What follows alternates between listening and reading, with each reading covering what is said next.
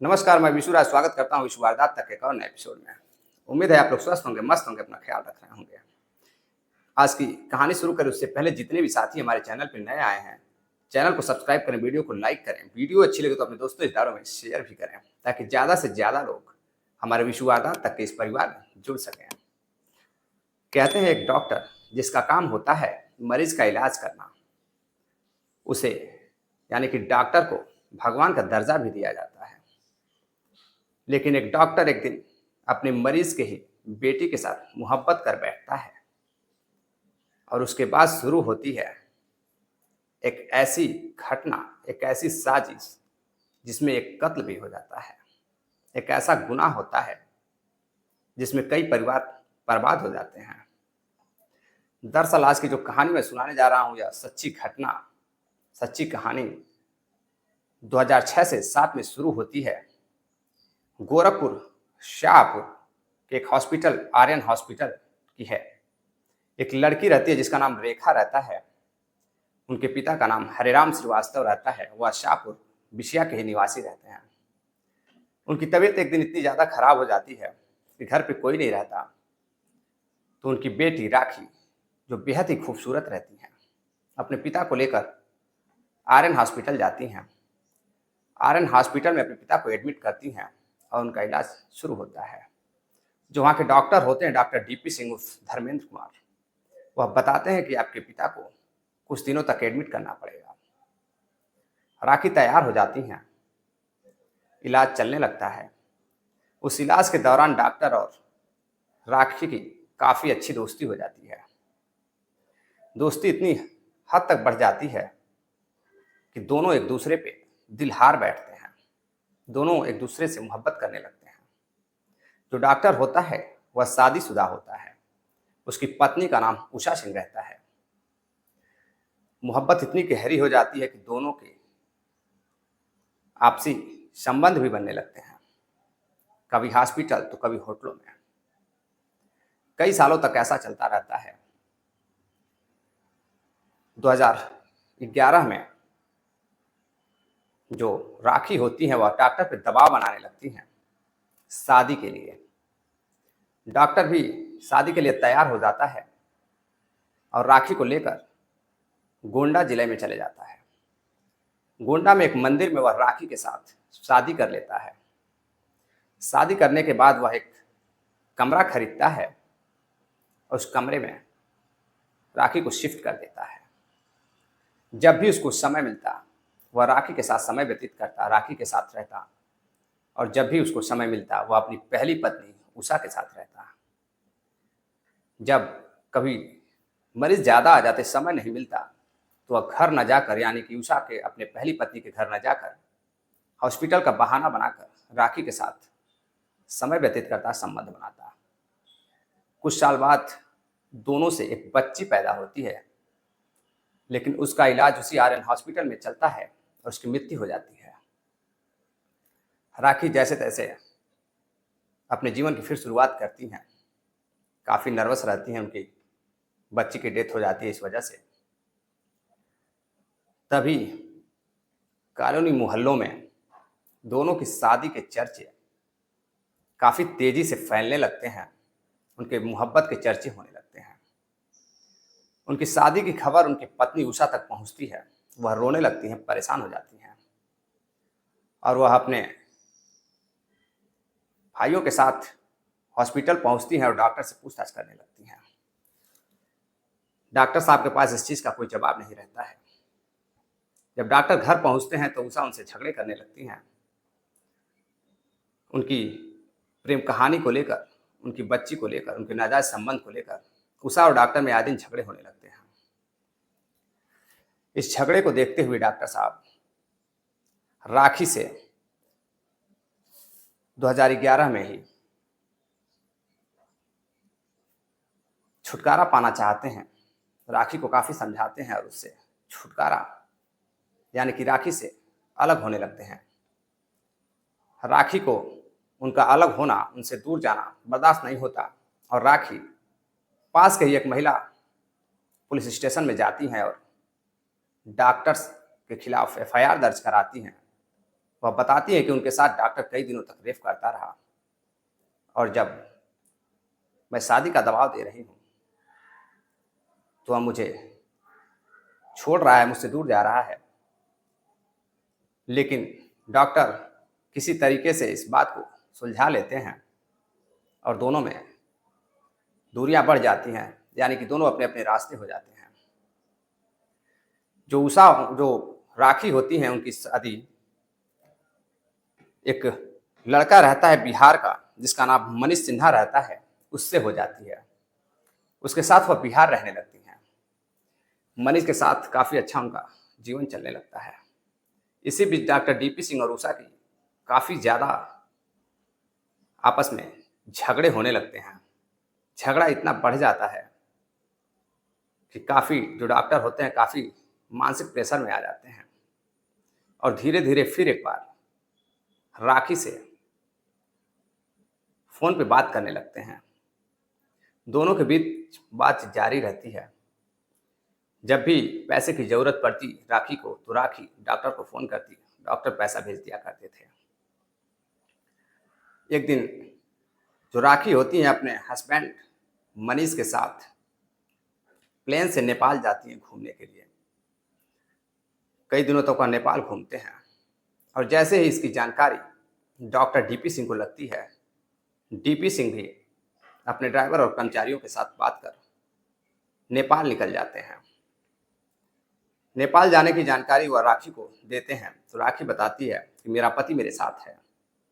Doctor साहब किसी तरह से राखी को मनाते हैं और राखी अपने पति को घर भेज देती है और बताती है कि मैं कुछ दिनों में आ जाऊंगी, मुझे कुछ काम भी है। मनीष अपने घर चला आता है। डॉक्टर साहब जाते हैं, राखी से मुलाकात होती है। उसके बाद डॉक्टर साहब अपने कर्मचारियों के साथ घर चले आते हैं, यानी कि अपने हॉस्पिटल चले आते हैं। कुछ दिनों बाद जब मनीष फोन करता है राखी को तो राखी का फोन तो लगता है लेकिन राखी फोन रिसीव नहीं करती। वह परेशान होकर जो राखी का भाई होता है उसको बताता है। राखी के भाई का नाम अमर प्रकाश रहता है। अमर प्रकाश को शक होता है। वह अपनी बहन को कई बार कॉल करता है लेकिन फोन रिसीव नहीं होता है। तभी वह थाने जाता है और एफआईआर दर्ज कराता है अपने मनीष, जो उसका जीजा लगता था, बिहार का बाजीरंगगंज का रहने वाला होता है। एफआईआर दर्ज कराता है, उसके खिलाफ बताता है कि मेरे जीजा मनीष ने मेरी बहन को गायब कर दिया है, वह उसके साथ नेपाल गए थे, तब से मेरी बहन गायब है, उसका कुछ अता पता नहीं है। पुलिस एफआईआर दर्ज करती है और मनीष को पकड़ती है। मनीष बताता है कि वह मेरे साथ थी लेकिन वह मुझे किसी काम से मुझे घर भेज देती है और खुद किसी काम के लिए वहां रुक जाती है। लेकिन मैंने कई बार फ़ोन ट्राई किया, उसका फ़ोन मिल नहीं रहा है, लग नहीं रहा है, और जब लगता है तो कोई फ़ोन रिसीव नहीं करता है। पुलिस उसकी जांच करती है तो पता चलता है कि वह सोशल मीडिया पे काफ़ी एक्टिव है। रेखा कभी फेसबुक पे अपनी फ़ोटो डालती तो कभी व्हाट्सएप पे स्टेटस लगाती है। पुलिस को यह तो कंफर्म था कि रेखा अभी जिंदा है, लेकिन फ़ोन क्यों नहीं रिसीव कर रही है, इसकी पुलिस तलाश करती है। तभी उसकी लोकेशन नेपाल से गुवाहाटी में मिलती है। जब पुलिस गुवाहाटी जाती है तो उसका फ़ोन बरामद होता है, और जब फ़ोन बरामद होता है और उसकी जब न तो लाश मिलती है न लड़की बरामद होती है, तो पुलिस नेपाल जाती है और नेपाल के पुलिस से जानकारी इकट्ठा करती है तो पता चलता है कि 8 जून को एक युवती की लाश मिली है सारंगकोटा, नेपाल, काठमांडू में। जब पुलिस उसकी लाश की शिनाख्त करती है तो वह लाश किसी और की नहीं बल्कि राखी की होती है।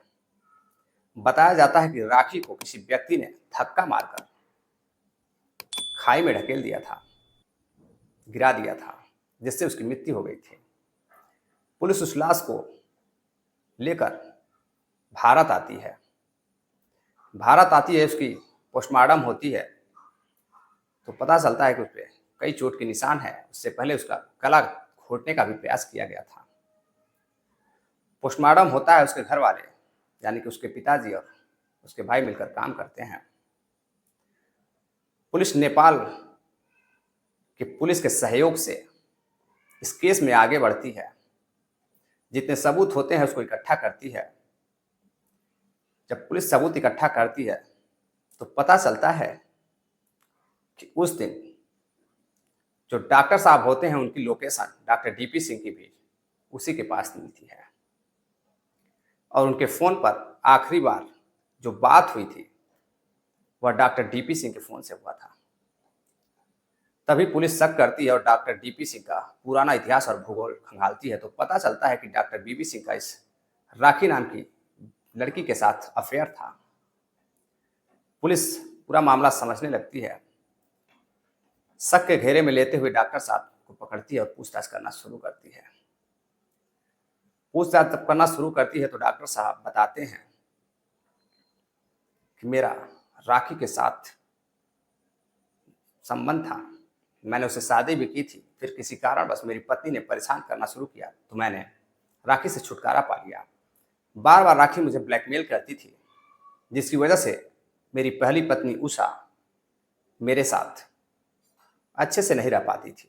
आए दिन हम दोनों के बीच झगड़ा होता था, इसलिए मैंने एक दिन एक साजिश के साथ प्लान बनाया। जब मुझे पता चला कि राखी नेपाल गई हुई है, तभी उसके दिमाग में एक बात आती है कि क्यों ना नेपाल में जाकर उसकी हत्या कर दी जाए और किसी को पता भी नहीं चलेगा। इसके लिए डॉक्टर ने अपने ड्राइवर प्रमोद कुमार और कर्मचारी देश दीपक को तैयार किया। डॉक्टर ने दोनों को कहा कि तुम्हारी पेमेंट 5-5 हज़ार रुपये पर मंथ बढ़ा दी जाएगी अगर तुम मेरा साथ दोगे तो। दोनों तैयार हो जाते हैं और डॉक्टर के साथ नेपाल चले जाते हैं और तीनों मिलकर राखी की हत्या कर देते हैं। तीनों पकड़े जाते हैं, अपना गुनाह कबूल करते हैं। यह खबर जैसे ही गोरखपुर उत्तर प्रदेश आसपास के जिलों में फैलती है तो सभी लोग शर्मसार हो जाते हैं कि एक डॉक्टर अपने ही पेशेंट की बेटी के साथ संबंध बनाता है। भला कोई डॉक्टर के पास इलाज करने के लिए जाता है और जब डॉक्टर ही ऐसा करने लगे तो किसी की बहन बेटियां कैसे सुरक्षित रह सकती हैं। खैर, डॉक्टर को पकड़कर उनके दोनों साथियों को पकड़कर कर्मचारियों को जेल भेज दिया जाता है। आईजी होते हैं अमिताभ यश, वह बताते हैं कि आरोपियों ने सोशल मीडिया पर उसे जिंदा रखा ताकि पुलिस इस केस से गुमराह हो सके। पकड़े जाने से पहले जो लड़की की मोबाइल की लोकेशन होती है, मोबाइल होती है, वह गुवाहाटी में मिलती है। दोनों को पकड़ लिया जाता है। नेपाल पुलिस से मिलकर एसटीएफ इसकी जांच करती है और सजा दिलाती है। नेपाल पुलिस का धन्यवाद करते हुए आईजी जो रहते हैं यश, वह गंभीर से गंभीर धारा लगाते हुए तीनों को कोर्ट के सामने पेश करते हैं और कोर्ट तीनों को सजा देती है। लेकिन 6 महीने बाद निचली अदालत में डॉक्टर डीपी सिंह एक याचिका डालते हैं, लेकिन याचिका निरस्त कर दी जाती है। फिर वह हाईकोर्ट में एक याचिका अपने जमानत के लिए लगाते हैं और वह मंजूर हो जाती है और 6 महीने बाद वह जेल से रिहा हो जाते हैं और अपने हॉस्पिटल की देखरेख करने लगते हैं। खैर, केस अभी भी चल रहा है। सजा उनको क्या होती है यह देखने वाली बात होगी, लेकिन एक डॉक्टर की ऐसी करतूत शायद ही माफ़ करने वाली हो। इस कहानी पर आपकी क्या राय है, कमेंट बॉक्स में ज़रूर बताइएगा। कुछ साथियों ने आज कमेंट किया है जिनके नाम हैं पंकज सिंह, यह मऊ कसारा के रहने वाले हैं। मनदीप कौर हैं, सोहन लाल हैं, सामंत सिंह हैं, विक्की हैं हिमाचल प्रदेश से। यह लोग रोज़ाना हमारी वीडियो देखते हैं। आप भी नए हैं तो चैनल को सब्सक्राइब करें और रोज़ाना कमेंट करें और प्यारा सा लाइक जरूर करें। और आप भी चाहते हैं कि आपका नाम हम अपने व्यूअर के साथ या आपका जन्मदिन, आपका कमेंट अपने व्यूअर के साथ शेयर करें इस वीडियो के माध्यम से, तो आप भी कमेंट बॉक्स में कमेंट करें। आप जहाँ से भी रहने वाले हैं, देश विदेश जिस भी जिले राज्य से, कमेंट करें और अपना नाम भी कमेंट करें। मिलते हैं एक और नई कहानी के साथ। तब तक के लिए जय हिंद।